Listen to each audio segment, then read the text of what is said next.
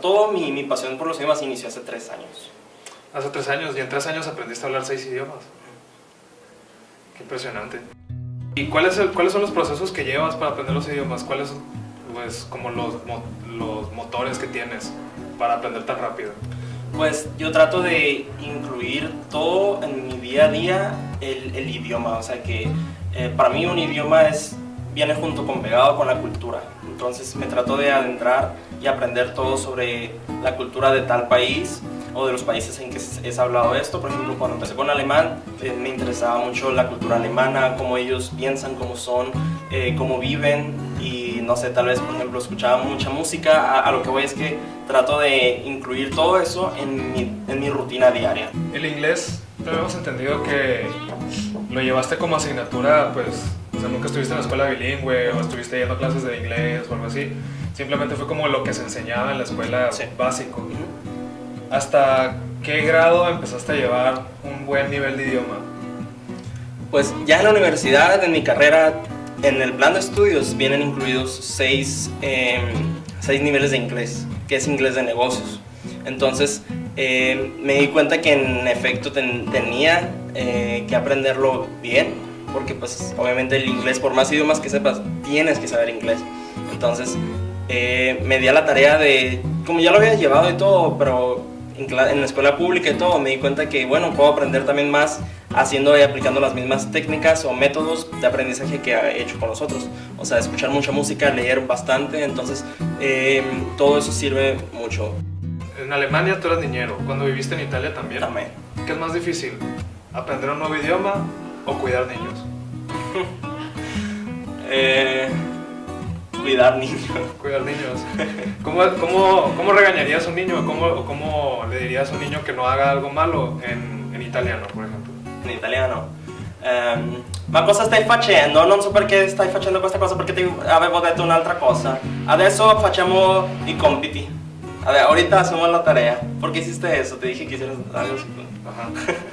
¿Y eso también lo fuiste, como los regaños, los fuiste aprendiendo, claro, en la marcha? En la marcha, en la práctica.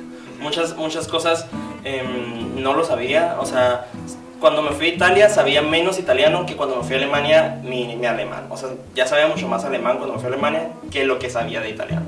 Entonces, ya en Italia igual, con la misma práctica, el escucharlos día a día, sus pláticas, cuando la mamá regañaba al niño, yo me aprendía más o menos los regaños y pues obviamente no con esa intensidad, pero pues sí trataba de que hubiese ese contacto, pues de que se me pegaba simplemente, pues por el mismo el contacto que estar diario con ellos. Como el sentimiento. Claro. ¿Qué consejitos podrías dar, como, aparte de la música, aparte de leer, así para tener en el día a día más idiomas? Por ejemplo, no sé, poner los videojuegos en francés, o que si estás aprendiendo japonés, que todo tu celular esté en japonés. ¿Qué más aparte de todas esas cosas? Pues es muy importante también el poder, o sea, el aprendizaje de un idioma, de cualquier cosa, pero enfocándonos ahorita en los idiomas, es en pasivo, de manera pasiva y de manera activa. De manera activa es cuando uno está, por ejemplo, en un libro de texto, escribiendo, que lo está hablando, que está poniéndolo en práctica. De manera pasiva es cuando no necesitas estar haciendo nada, pero lo estás escuchando o lo estás viendo. Por ejemplo, ver una película con subtítulos en el idioma, ¿no? También muy importante es, por ejemplo, un libro que uno ya conozca, que uno ya se sepa la historia. Por ejemplo, El Principito, que es un libro para niños y todo, pero que no es tan difícil y uno ya se sabe la historia desde hace mucho. Entonces, sabes de qué va y empiezas a leerlo en francés, por ejemplo, que es su versión original, y dices, ok, puede que esta palabra no la conozca, pero pues como ya me sé la historia y ya sé de qué va, pues voy a saber qué significa. Y al buscarlo, pues uno se da cuenta de que ese es el progreso. Pues todo eso ayuda, el ver películas con subtítulos, escuchar música también. Y algo muy importante, que es un buen tip, es tratar de hablar el idioma consigo mismo. Yo siempre lo hago.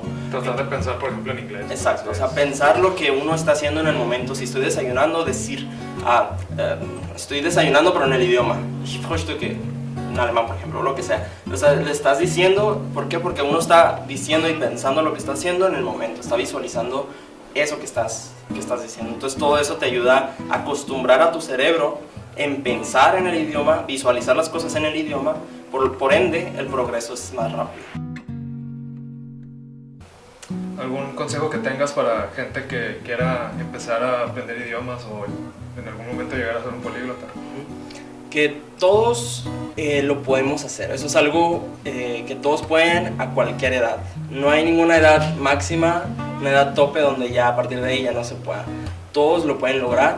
Entonces, lo único que uno necesita es tener esa motivación y ese deseo de aprender, porque un idioma sí te puede cambiar la vida. A mí me lo cambió y yo jamás en mi vida me imaginé poder vivir en Alemania o en Italia, pero justo con los idiomas eso fue lo que me dio la posibilidad. Entonces, tener una motivación y querer el aprender, eso es bastante importante. Lo que vamos a hacer es que vas a seleccionar uno de los post-its y lo vas a agarrar uno de estos y la palabra la vas a tener que traducir al idioma que te toque aquí. Okay. ¿Qué te parece? Okay. ¿Aceptas el reto? Acepto. Ok, pues vamos a empezar. Agarra pues, la que tú quieras, como tú te sientas más cómodo. Chilo. La palabra es chilo. Y luego vas a agarrar alguna de estas. Alemán. En alemán. Va a tener que decir una palabra que se le asemeje o la traducción literal de chilo en alemán. Ok. Toll. Toll significa padre, divertido, pero algo todavía más que se usa entre amigos, es decir, algo es el martillo. O sea, das ist der Hammer. Significa eso está chilo, pues eso está padre. O sea, no es, ya es informal, pues. Igual que apapushi, no lo vamos a ver ninguna. Francés. Apapuchi en francés. Apapuchi. Ajá. Sur la tête. Sur la tête es sobre la cabeza, es como que apapuchi, pero no existe eso de que apapuchi. Sur la tête. Puro shuki.